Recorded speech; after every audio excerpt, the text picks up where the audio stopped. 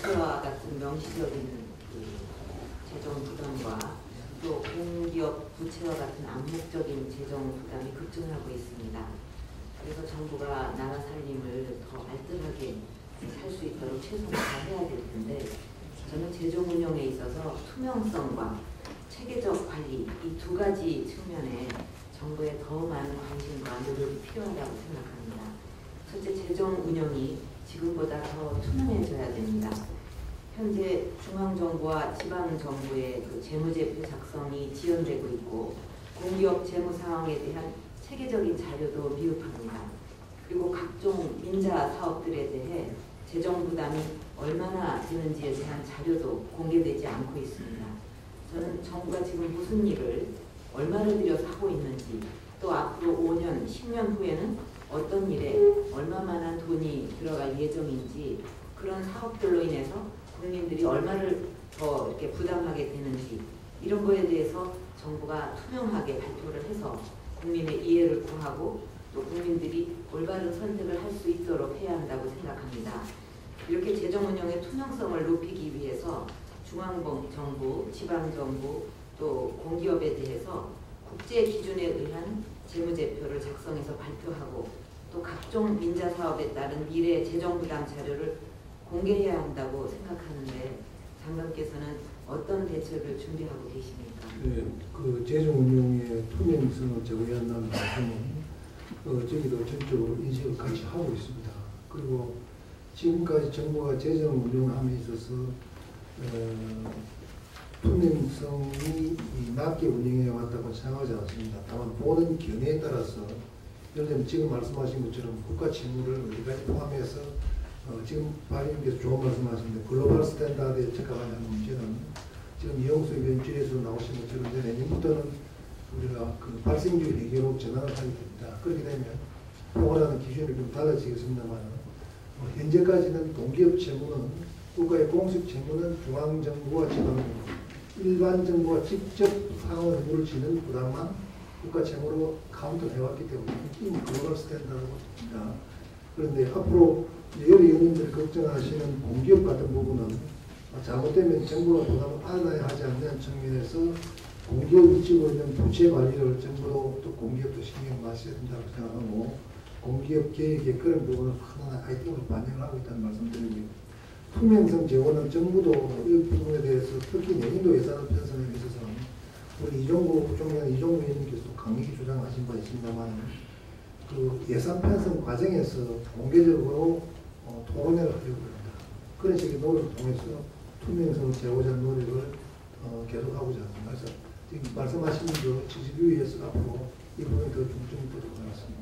어디까지는 이제 국가 부채로 할 거냐 하는 거 가지고 논쟁을 벌이기보다 결국은 국민 세금으로 나중에 부담을 해야 되는 것이기 때문에, 또 민자 임대용 민자 사업 경우에 민간이 시설물을 준공하게 되면은 그때부터 정부가 그 임대료 명분으로 매년 할부금을 내야 되고, 이런 게 다 부채 증가의 요인이 되니까 결국은 어디까지가 부채냐 하는 그런 논쟁보다는 국민이 결국은 나중에 다 물어야 되는 투명하게 공개를 하는 것이 저는 바람직하다고 생각을 합니다. 그리고 두 번째는 그 중기적 그 시각에 입각해서보다 체계적인 재정 관리가 이루어져야 한다고 생각합니다. 국가재정운영계획은 5년 단위 연동계획인데 매년 그 내용이 바뀌어서 그 실효성에 의문이 듭니다. 예컨대 2004년부터 작년까지 관리대상 수지 전망치를 보면 매년 전년도보다 수치가 악화되는 방향으로 전망치가 바뀌어 왔습니다. 매년 지나치게 낙관적으로 전망하다가 다음 해는 하향 조정을 반복해 온 것입니다. 물론 경제 상황이 바뀜에 따라서 전망치가 바뀌는 것은 당연하겠지만, 전망이 체계적으로 이루어지지 못하고 전망 근거도 투명하게 공개되지 않아서 신뢰도가 낮다는 것이 문제입니다. 따라서 전망치가 바뀌었을 때 그것이 상황 변화 때문인지 아니면 정부의 잘못된 재정관리 때문인지 파악하기가 어렵고, 이로 인해 정부의 책임을 묻기도 어려운 상황입니다. 국민연금 등 그 의무 지출의 전망은 성장률이라든가 물가, 금리 등 기본적인 거시 그 변수들에 대해서 통일된 가정하에 체계적으로 이루어져야 하지만 현재는 각 담당 부처가 제공한 개별 전망치를 취합하는 데 머물고 있습니다. 앞으로 국가재정운영 계획의 실효성을 높이기 위해서는 기재부가 각 부처의 전망치를 단순 취합하는 데 머물지 말고 좀 더 적극적인 역할을 해야 하고 재량 지출도 분야별 지출뿐만 아니라 각 사업별, 프로그램별 지출 전망을 공개하는 것이 필요하다고 보는데 여기에 대해서 어떤 대책을 준비하고 계십니까? 예, 앞으로 저희들이 재정 계획을 수립하고 집행하는 데 있어서 유의해야 할 하나의 그런 말씀을 부탁드리겠습니다. 분명히 말씀드리는 것은 지금 하시는 말씀에 저희도 기본적으로 공감을 하고 있고요. 지금까지 우리가 예산을 편성하고 집행하는 데서 각 부처가 제시한 수치를 단순히 취합하고 그런 걸 기준으로 했다면 오늘날 우리가 자랑하는 이 정도의 상대적인 재정의 건전성은 절대로 이룰 수 없을 거라고 생각합니다. 재정 여건들이 나름대로 최선을 다하고 장기적으로 그렇게 해오고 있고 앞으로 그렇게 할 것입니다. 그런 면에서 좀 긍정적으로 봐주시면 좀 봐주시기 바랍니다. 오죽하면 기획재정부가 당위에 있다는 얘기까지 우리가 듣고 있겠습니까? 저희들이 제가 누누이 저번에도 얘기했습니다만 종갓집 만면의 역할을 하는 것이 기획재정부입니다. 그래서 여러 곳으로 또 원성도 사고 불만도 듣고 있습니다. 그것이 결국은 한정된 자원을 효과적으로 배분하는 과정에서 각 개별적인 사회 우선순위를 다 들어줄 수 없기 때문입니다. 그래서 그런 부분을 조금 이해를 좀 해주시면 좋겠고요. 오늘 박 의원님 말씀하신 것들을 앞으로 재정을 집행하고 편성하는 과정에서 큰 유의하도록 하겠습니다.